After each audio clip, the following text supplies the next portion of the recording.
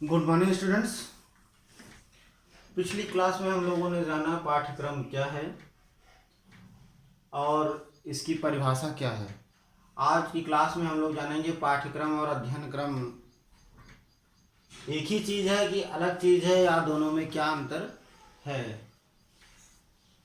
जैसा कि हम लोगों ने पहले भी पाठ्यक्रम पढ़ा, उसमें देखा कि पाठ्यक्रम का कार्यक्षेत्र अत्यंत व्यापक था,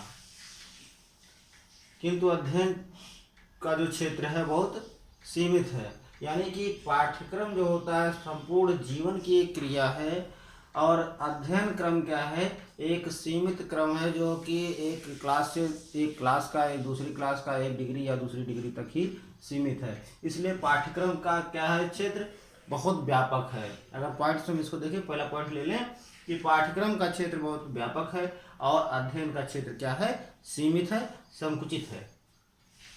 अगला पॉइंट आपका कर लेंगे कि इसको पाठ्यक्रम में क्या होता है, रटने की उपेक्षा की जाती है। ये जो है पूरे जीवन काल का जो है एक विवरण है, पूरा जीवन काल ही पाठ्यक्रम में सम्मिलित है। किंतु अध्ययन क्रम में किसी एक विषय वस्तु की ही हम कल्पना करते हैं, तो पाठ्यक्रम जो है रटने की उपेक्षा करता है। किंतु अध्ययन क्रम क्या है, ये कहता है कि नहीं, जैसे कि आपको बीटीसी करना है या बीएड करना है, तो बीएड के पाठ्यक्रम को ही बीएड के का जो एक पाठ्यक्रम बना दिया गया है वहीं तक आपको सीमित रहना है। उसी के क्षेत्र तक जो अध्ययन सामग्री बनाई गई है उसमें उसी को अध्ययन करना, उससे अतिरिक्त आपको कोई अध्ययन नहीं करना है। तो क्या है, पाठ्यक्रम रटने की उपेक्षा करता है, किंतु अध्ययन क्रम जो है वो कहता है कि नहीं, आपको इतना ही पढ़ना है। जैसे कि बीएड वाले केवल बीएड का ही कोर्स पढ़ेंगे, इससे आगे नहीं पढ़ेंगे। यानी कि ये रटने की उपेक्षा करता है। किंतु अध्ययन क्षेत्र क्या है, अध्ययन क्रम क्या है कि वो रटने पे ही जोर देता है कि आपको केवल इसी परिधि में रहना है, इसी कोर्स के अंतर्गत रहना है, इसी कार्य क्षेत्र के अंतर्गत रहना है। अगला पॉइंट अगर हम लेते हैं तो पाठ्यक्रम में जीवन के सभी पहलुओं, जैसे सामाजिक है, भावात्मक है, राजनीतिक है, आर्थिक है, इत्यादि सभी पहलुओं का विकास होता है। जो पाठ्यक्रम है उसमें सभी पहलुओं पर जोर दिया जाता है, सभी पहलुओं का विकास किया जाता है। किंतु जो अध्ययन क्रम है वो केवल पुस्तकीय होता है, जिसमें आपको मौखिक, चाहे उसको रट लो आप, चाहे उसको सैद्धांतिक थ्योरिकल यानी कि लिख लो, तो क्या है, केवल सैद्धांतिक और रटने की और पुस्तक की जो सामग्री है उसी पर जोर देता है। तो क्या है, पाठ्यक्रम सभी पहलू पर जोर देता है, भावात्मक, आर्थिक, राजनीतिक, सामाजिक, तथ्यात्मक सभी विषयों पर। किंतु अध्ययन क्रम क्या है, वो पुस्तकीय और सैद्धांतिक को ही महत्व देता है। आपका नेक्स्ट पॉइंट आता है, पाठ्यक्रम में बालक के व्यवहार को प्रभावित करता है। पाठ्यक्रम जो होता है वो बालक के व्यवहार को सीधे तौर पर प्रभावित करता है, क्योंकि इसमें जीवन के प्रत्येक क्षेत्र का वर्णन होता है।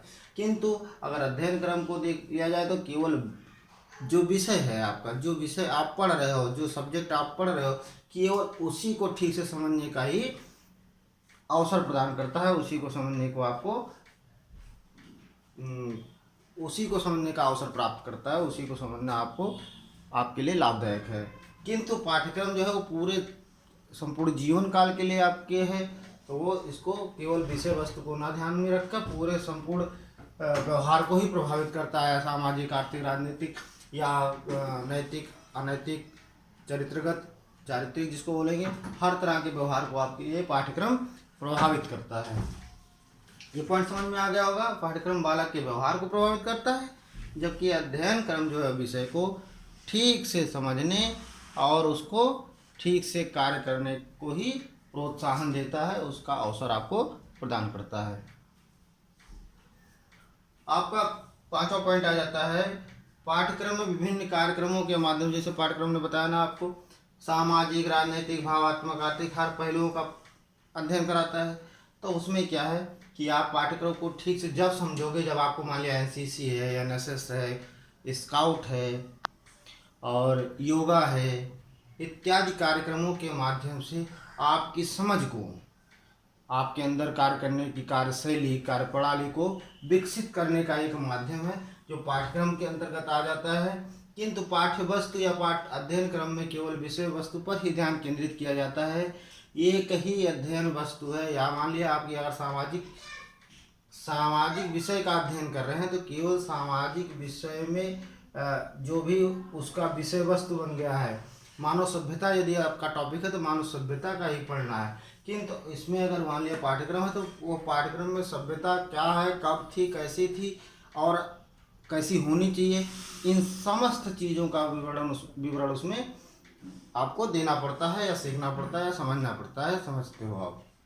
तो पाठ्यक्रम को विभिन्न कार्यक्रमों के माध्यम से, चाहे वो एनसीसी हो, स्काउट हो, गाइड हो और एनएसएस हो, योगा हो, खेल कूद हो इत्यादि विभिन्न कार्यक्रमों को आयोजन करके उसको उसके बारे में समझने का, ठीक से करने का अवसर प्रदान करता है वो पाठ्यक्रम।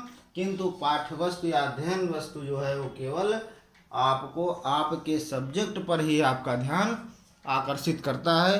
बस केवल आप अपने अध्ययन, इंग्लिश का है तो इंग्लिश में ही केवल आपको वरीयता देता है। इस तरह से आपका पाठ्यक्रम और अध्ययन क्रम आपको शायद समझ में आ गया होगा। इस तरह के क्वेश्चन आपके पेपर में आते हैं कि पाठ्यक्रम क्या है या पाठ्यक्रम का जो अध्ययन क्रम क्या है। इसमें कई एक प्रश्न बनते हैं। उम्मीद करता हूँ कि आप लोग समझ सकते होंगे। इसको नहीं समझ रहे तो हम बता देते हैं आपको।